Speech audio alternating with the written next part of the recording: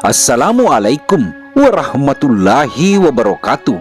Legenda Kahar Musakar terbunuh tapi masih dianggap hidup hingga sekarang ini. Lalu bagaimana kisah selanjutnya? Ayo kita kupas hingga tuntas.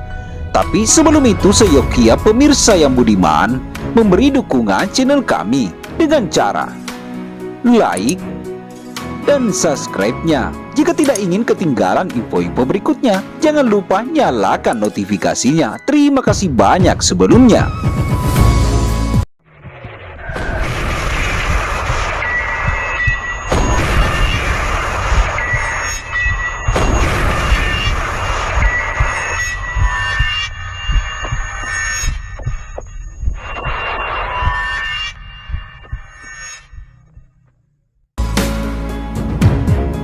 Barangkali tak ada orang selegendaris Kahar Musakar di Sulawesi Selatan hingga saat ini. Laki-laki kelahiran Luwu ini bergerilya melawan pemerintahan Soekarno selama belasan tahun. Hebatnya, tak satupun panglima tangguh yang ditempatkan di Sulawesi Selatan mampu menghentikan perlawanannya hingga 1965. Kahar Musakar masih diingat dengan baik oleh masyarakat di sekitar Luwu sampai hari ini. Satu dekade belakangan, beberapa keturunan Kahar Musakar di Luwu terjun ke dunia politik, walau tak semuanya sukses.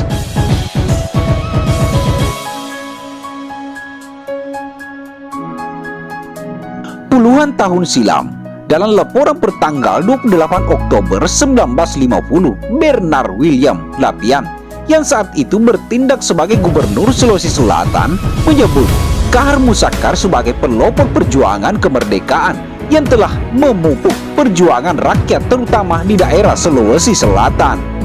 Intinya, pada 1950-an, Kahar Musakar diinformasi kaum gerilyawan dan disambut meriah dengan arak-arakan di sekitar Luwu dan Tanah Toraja.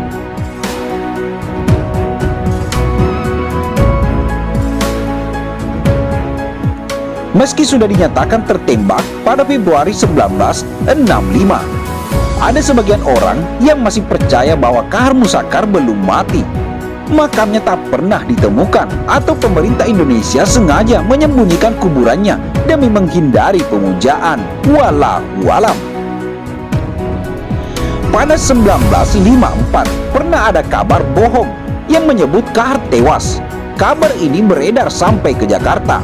Pihak pemerintah daerah Sulawesi Selatan, Kepala Bagian Politik Gubernur Sulawesi Selatan, Jelatu Mania, akhirnya mengirim surat ke Menteri Dalam Negeri untuk mengklarifikasi kabar kematian tersebut. Mereka mendengar kabar bahwa Kahar Musakar meninggal di Palopo. Sepanjang penyelidikan kami, berita ini belum dapat dibenarkan dan masih terus diadakan penyelidikan, jelas Latumania dalam surat pertanggal 23 Mei 1954. Menurut catatan Anar Gonggong ketika terbit berita bahwa ia telah meninggal pada 1954, Bintang Timur edisi 24 Mei 1954 bahkan tidak segera mengutuk kegiatan Kahar Musakar sebagai pemberontak dan pengkhianatan negara. Surat kabar organ Partai Komunis Indonesia ini malah menulis di dalam menilai Kahar Musakar, kita tidak boleh gegabah. Menurut catatan Kodam Siliwangi, dalam Siliwangi dari masa ke masa 1979, Kahar Musakar tertembak pada 2 Februari 1965. Usai kawasan di sekitar Sungai Lasolo dikepung, disisir oleh pasukan Siliwangi. Sepeleton prajurit dari Siliwangi di bawah komando Pembantu Letnan 1 Umar Sumarsono ditugaskan mencari posisi Kahar Musakar pada tanggal 27 Januari 1965. Usaha itu terlihat pada 2 Februari 1965. Dari seberang Sungai Lasolo, mereka melihat ada seorang yang mandi dan membawa keraben. Pelaton Umar kemudian berkesimpulan, tak jauh dari situ terdapat kumpulan musuh gerombolan. Tiba-tiba pada pukul 16.30 2 Februari 1965, terdengarlah sayup-sayup lagu terkenang masa lampau dari sebuah radio yang dipancarkan dari Radio Malaysia Kuala Lumpur. Catat buku tersebut. Menurut pengikut Kahar Muzakkar, lagu tersebut adalah lagu kesukaan sang panglima. Pasukan Umar pernah diberitahu satu-satunya radio di hutan itu adalah milik Kahar Muzakkar. Hal itu ditegaskan lewat informasi tawanan bernama Ali Basya. Penyusupan ke sekitar pondok gerombolan dilakukan oleh pelaton dari Kompi D, Batalion 330 Kujang Siliwangi yang dipimpin Umar. Sebelum menyeberang, semua jalur pelarian ditutup di area posisi persembunyian Kahar Muzakkar. Dini hari 3 Februari 1965, pasukan Umar mulai bergerak. Menurut catatan Siliwangi dari masa ke masa, ketika tembakan-tembakan dilepaskan dari gubuk kelima dari utara, melompatlah Kahar Muzakkar yang tengah jelas dan dikenal oleh Kopral 2-3 Sadili. Kahar Muzakkar sedang menggenggam granat di tangannya. Kopral 2 Sadili pun tak mau mengambil resiko. Dengan jitu ia melepaskan tembakan terarah ke dada Kahar Muzakkar yang kemudian tewas seketika itu. Kabar kematian Kahar Muzakkar sampai ke Jakarta agak telat karena lokasi baku tembak sulit menjangkau. Jenazahnya kemudian dibawa ke Rumah Sakit Makassar. Panglima militer di Makassar, Kolonel M. Yusuf, memberi kesempatan seluas-luasnya kepada masyarakat untuk menyaksikan jenazah itu dan memastikan sendiri bahwa yang mati benar-benarlah Kahar Muzakkar, tulis Atmaji Sumarjo dalam Jenderal M. Yusuf, Panglima para prajurit.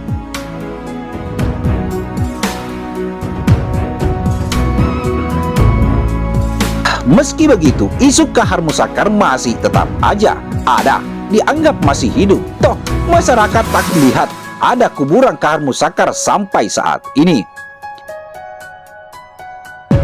Setelah 1 hari dibaringkan di rumah sakit, kemudian jenazah dikuburkan. Hanya sedikit pejabat militer yang mengetahui hal itu. Baik M. Yusuf dan perwira lain seperti Solihin GP juga enggak memberitahu letak pasti kuburan Kahar Muzakkar. Kahar boleh mati pada 3 Februari 1965. Tepat hari ini, 55 tahun lalu, tapi masih ada pengikut Kahar Muzakkar yang masih bergerilya hingga 1970-an. Di sekitar Pembukitan Duri, Endrekang, yang dekat Tanah Toraja. Di sana nama Kahar Harum, daerah Beraka, dekat lokasi jalan poros ke Tanah Toraja. Dulunya jadi markas pasukan Kahar Muzakkar. Masyarakat di daerah itu punya bayangan sendiri soal Kahar Muzakkar. Menurut cerita dari Hairul, warga Duri yang mendalami sejarah di Universitas Hasanuddin Makassar, pengikutnya Kahar Muzakkar seperti Sanuri Daris bersembunyi di hutan hingga 1970-an. Sesekali pengikut Daris turun ke desa-desa untuk mendapatkan makanan, biasanya dengan isyarat cahaya cermin. Nah, itulah tadi guys. Mudah-mudahan apa yang kami informasikan dapat bermanfaat sebagai bahan pengetahuan sejarah untuk kita semuanya. Kami dari Detik 77 pamit undur diri. Sekian dan terima kasih. Sukses dan sehat untuk semuanya.